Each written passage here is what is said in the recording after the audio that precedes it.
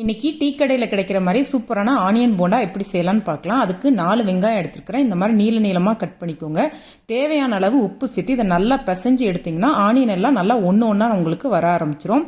இதோடவே 1 teaspoon சோம்பு, 1 table spoon சின்ன சின்னதாக கட் பண்ண இஞ்சி, கொஞ்சம் கருவேப்பிலை, 1 டீஸ்பூன் தனி மிளகாய் தூள் எல்லாத்தையும் சேர்த்து நல்லா கலந்து இதை ஒரு 10 நிமிஷத்துக்கு மூடி வச்சுருங்க. 10 நிமிஷத்துக்கு மூடி வைக்கும்போது வெங்காயம் நல்லா தண்ணி விட்டுரும். அதே நேரத்தில் வெங்காயம் நல்லா சாஃப்டாகவும் இருக்கும்.